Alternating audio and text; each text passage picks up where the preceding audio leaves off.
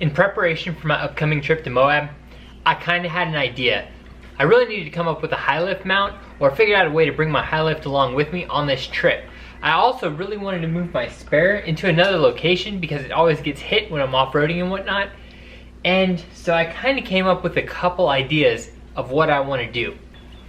A lot of you guys might be in the same position as me as well, where you don't just have $2,000 lying around for a cool tire carrier / cool rear bumper. That is in my plans, but as you make steps, it's just not in the books right now. And I really want to get a high lift on here, and I want to relocate my spare tire.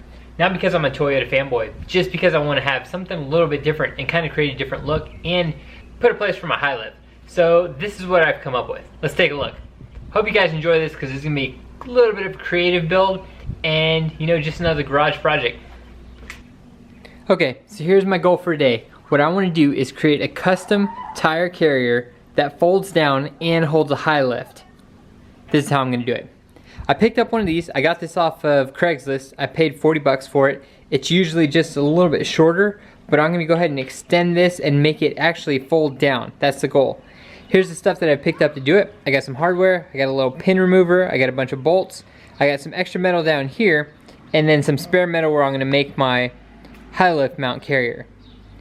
I know you may not picture it just yet, but let me get started and I'll kind of give you a little bit more details of exactly how I'm going to do this.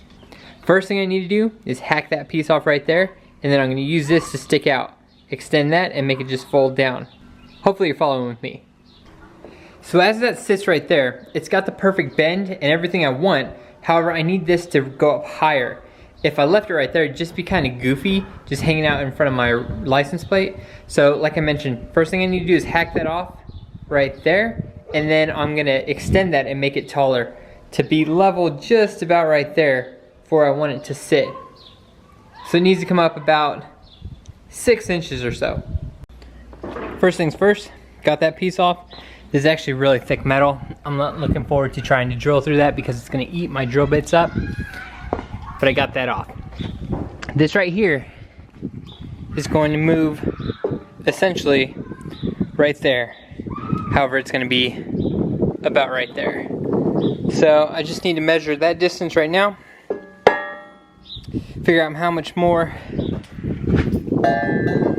of a piece I need to sit on top of this, and then I'm going to cut this up basically right there. And essentially what I'm going to do is mount that piece going straight up, box in a frame right here, and then allow that to fold down. Hopefully that wind is not too bad. Sorry about that, but that's the first step. At this point, I've decided that I want to raise this up about 11 inches from where it's at. So I'm going to use this part right here, cut an 11-inch piece on here, and then combine the two. So basically I bought this with the intention of using as much metal from it as possible to be able to make what I want to use. So again, I'm going to go ahead and cut off 11 inches to add to this, and I'll show you how I'm going to do that. I'm going to basically put that in between the two pieces and then bolt them together to extend it, since I don't have a welder. Later on I'll get the bead welded on. Okay, so I cut off that final piece over there, right there, and I'm basically left with this. What I wanted was about 3 inches to go inside the hitch itself. So I've got that set up. So basically, at this point, that's gonna feed in like that, and I'm gonna be able to put the hitch pin in right there, and that leaves me with the amount of room that I need left to be able to mount this facing straight up, and then I'm gonna have it be able to bend down. What I'm gonna do from here is I got this box, this steel. Now you're starting to see it come together. I'm gonna bolt this on right here from both sides and then attach that in the middle. It'll make more sense shortly. Okay, it's getting a little dark. These were actually supposed to be 1/2-inch holes. 1/2 inch is a little bit more difficult. I'm not sure if I want to go bigger or if I'm just happy with that size. I may just ask for some assistance, but basically this is the foundation of it. So I got 2 here. I'll have 1 here, which would be a pivot one. 1 here, which would be a drop one. And I'll have 2 back here for support. And basically what the mechanism will do is just drop like this. Okay? All you have to do is take out this pivot one, and then the whole assembly drops. That will be connected to the top piece, and then that holds the actual mount over there itself.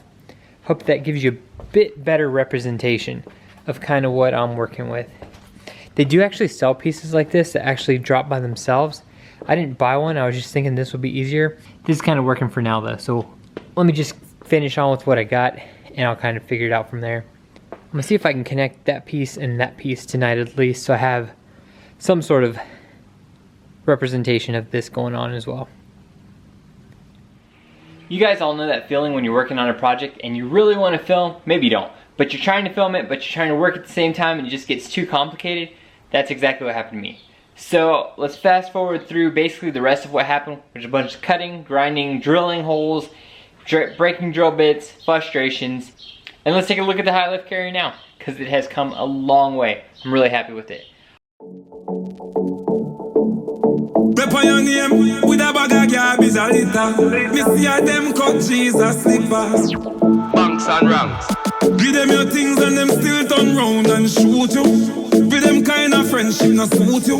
You me a chat a little two-faced brute you.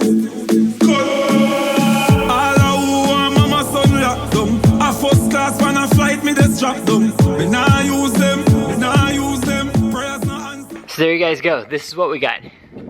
This is how I set this up. This old bolt right here is supposed to help it from wobbling around. It's kind of doing that, I just put that on yesterday. I had 2 bolts down here to bolt it onto this 2x2. This one right here, these 2 are basically just braces for this box that I built. This is the swivel point. This right here is the pivot pin, which takes it off. I actually added this afterwards because I didn't want this to go back too far. So this is kind of the safety that I can remove if I need it to tilt back further. Then let's see, obviously my pin there. Up here, hopefully this wind isn't too bad, I'm trying to block it. Up here we have a LED tail light, a little bracket I built for that with a hose clamp. And how I wired it was this. I have the wires running back here. Okay, you can see the wires coming down there. It goes underneath there. And then I have it going straight to the trailer hitch. So what I did was I used a 4-pin connector. I bought a new one at the Tractor Supply. And basically what I did was I ran the brown wire to the positive side of this and then the white wire to the negative, and now I have an LED tail light. And whenever I remove this hitch, I can just unplug the light and take it all out, and it's easy. It's not hardwired into the vehicle at all, which works out perfectly. Then from there, let's see, I have another bracket mounted right there with a square tubing U-bolt for basically a trailer axle. And that's how I have the high lift mounted with wing nuts back there. Then the tires up top, matches the angle of the back window, which is cool. And then that's how that's all set up. I got a trasheroo coming. I'm gonna put on the back of this so I can put my trash back here or any cargo. Have my high lift, and then this all swivels down just like I want it to. So all you have to do is remove that pin right there. Boom, that comes out, and then this whole thing just lays perfectly flat. That way I have quick access to the hatch as needed. So I'm gonna keep testing this out, see how it works out this week, and see if I like it enough to keep rocking it for Moab. We'll see how it works though, but overall I'm really happy with how it came out. Again, my biggest thing wasn't really to move the tire, it was to figure out how to do a high lift mount. But in doing that, I figured, hey, why not? Let's just make this mount completely together, and that's what I came up with. So I hope you guys like this. If you got any questions, let me know. There's other ways to do this. This is just how I did mine. Again, I'm really sorry if the wind's crappy today. But there you go. That's how it looks. I'm really digging it. I like it a lot.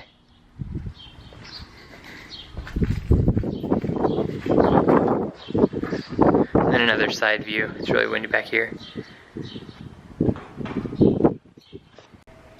And there you go, that's just kind of my take on it. I hope you guys enjoyed that. It's a little bit different. It's just until I can figure out another way to do it. Wilco makes a nice tailgate hitch also. It's also like $700. That's basically halfway to a rear bumper. So this is just kind of my waypoint up until getting a tire carrier rear bumper. Obviously that's in the books, but with money and everything tight because of all the builds, and basically the Airstream build is the biggest priority right now. That's just kind of how that is. So I hope it works out. If it doesn't, I'll take it off, scrap it, 120 bucks or so out of pocket, plus like four evenings of work. which is basically why I haven't been filming all week, because I've been working on this every day. So I hope you guys enjoy this. If you got any questions on it, as always, let me know. Hit me in the comments below, Instagram, or wherever you want to talk to me. I don't mind either way. Thanks again. Bye. See you guys soon.